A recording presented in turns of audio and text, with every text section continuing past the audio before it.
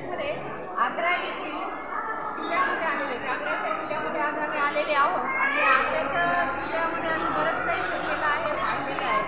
आमच्यासोबत गाईड पण होते,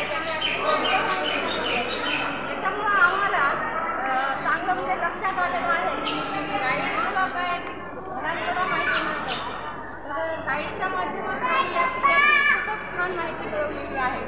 जिथं म्हणजे शिवाजी महाराज आले होते, जेव्हा औरंगजेबाच्या काळामध्ये शिवाजी महाराज इथं आले तेव्हा औरंगजेबाचा दरबार जो होता त्याच दरबारामध्ये आम्ही आज थांबलेले आहेत. आणि जिथे औरंगजेब म्हणजे इथला जो बादशाह बसायचा ते ठिकाण हे इथं समोर आहे. तर तिथंच ते बादशाह बसलेले होते आणि आपले शिवाजी महाराज जयसिंगराजेसोबत इथं आले होते. जयसिंगराजेनं काय केले की राजांच्या लाईनमध्ये न बसवता त्यांना सरदारांच्या लाईनमध्ये उभं केलं. तेव्हा आपल्या शिवाजी महाराजांची तळपायाची आग मस्तकाला गेली आणि जयसिंगराजांना सरळ सांगितलं की मी राजा आहे, मला राजाच्या लाईनमध्ये उभं करायला पाहिजे होतं. तुम्ही मला माझ्या सरदाराच्या लाईनमध्ये उभं करून तुम्ही माझा अपमान केलात. म्हणून त्यांनी बादशाहवर अशी करडी नजर फिरवली आणि डोळे लाल करून पाहिल्यामुळं औरंगजेबाला राग आला आणि औरंगजेबाने शिवाजी महाराजांना कैद करण्याची आज्ञा दिली आणि त्यांना इथंच कैद झाली.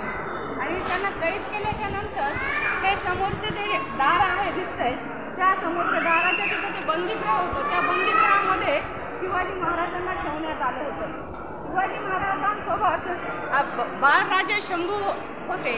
बाळराजे शंभू आणि शिवाजी महाराज यांना तिथंच ठेवण्यात आलं. पण काही काळानंतर शिवाजी महाराजांची तब्येत बिघडू लागली असं शिवाजी महाराज म्हणाले. म्हणजे शिवाजी महाराज एक सिंह होते, सिंहाची तब्येत बिघडत नसते, पण काही वेळेला सोंग पण घ्यावं लागतं. त्या प्रकारे शिवाजी महाराजांनी आजारपणाचं सोंग घेतलं आणि स्वतःच्या आजारपणातून मुक्त करण्यासाठी किंवा मी आजारी आहे आणि मला म्हणजे आशीर्वाद घ्यायचा आहे लोकांचा आणि त्याच्यासाठी मला लोकांना फळं वाटायची आहेत, मिठाई वाटायची असं सांगून त्यांनी फळं आणि मिठाई वाटायला ची परवानगी औरंगजेबाकडून घेतली.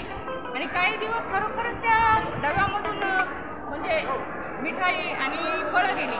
पण पुढे ते शिपाई काय झाले की कंटाळून गेले की आता याच्यामध्ये काय जाणार आहे, फळं आणि मिठाई जाणार आहे, कुठं पाहत बसा म्हणून पाहिले नाही. आणि एका दिवशी शिवाजी महाराजांनी त्या फळाच्या पेटाऱ्यात बसूनच इथून पलायन केलं आणि मथुरेला गेले. मथुरेला शंभूराजांना विश्वासी सरदाराजवळ मथुरेला ठेवून ते महाराष्ट्रात रायगडावर परत गेले.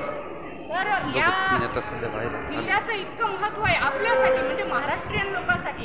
हा किल्ला म्हणजे केवळ वास्तू म्हणून आम्ही पाहायला आलो, आम्ही आमच्या शिवाजी महाराजांचं कर्तबगारी पाहायला आलेले आहोत.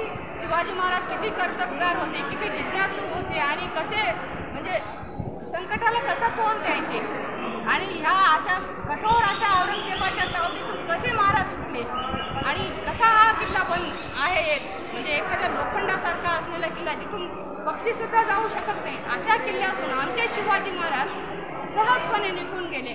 तर या वास्तूला भेट देऊन मला खूप खूप आनंद झालेला आहे. धन्यवाद.